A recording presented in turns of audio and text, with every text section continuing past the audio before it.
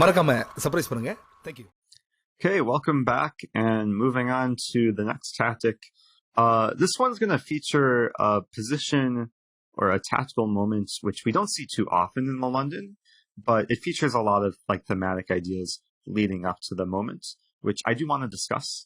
So going forward with opening, we have a pretty typical start, and then black playing this eventual queen b6. And as I've discussed before, the best way to meet the queen attacking the b pawn is with aggression, not being passive.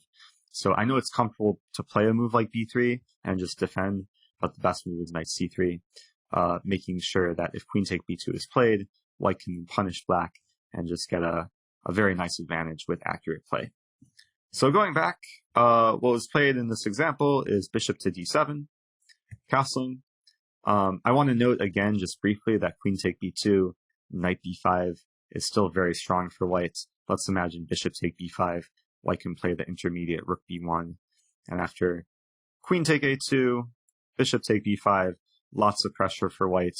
If the knight defends the check in either way, knight e5 is coming, and white has almost a decisive advantage given that this queen is still completely out of play.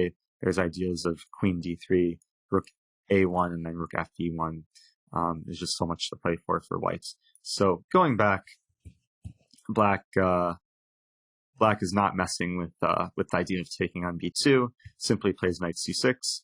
And now, if we notice, black is still attacking not only one pawn, but two pawns. And the way that white can play here is actually pretty fascinating. White does not need to defend either pawn because tactics exist in the position which keep the pawns defended. So the move played is rook to e1.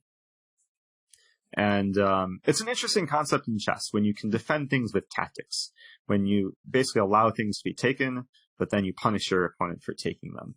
And in this case, we're going to see what happens after knight take d4, which at first looks like a free pawn. I mean, it looks like, how do you punish black? A move like bishop e3 is ineffective because knight take f3 with check, and black is getting away up a pawn. Meanwhile, if knight take d4, queen take d4, looks like you would like to do something with the queen alignment, but there's no checks that your bishop can give in this position to expose the attack against the queen.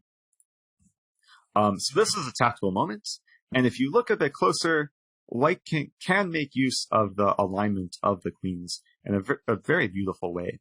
And the move to play here is perhaps very unexpected, rook take e6.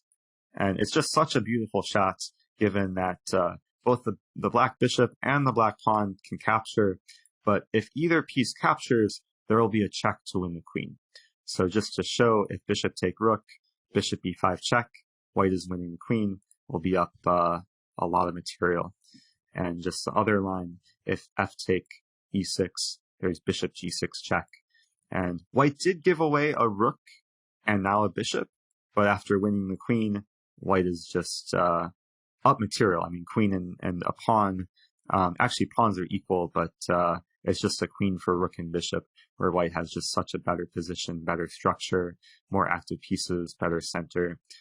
This is almost a decisive advantage for white. So I thought this was pretty cool. You don't see this every day, rook take e6, kind of coming out of nowhere. And that's why, from the black perspective, black has to be incredibly careful taking pawns which look free, but actually aren't free.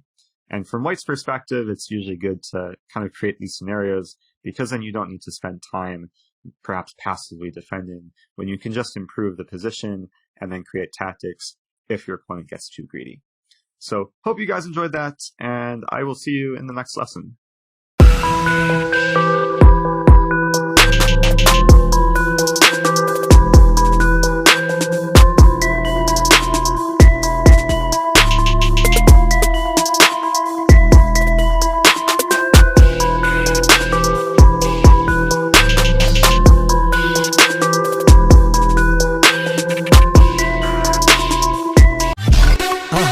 மறக்காம surprise பண்ணுங்க.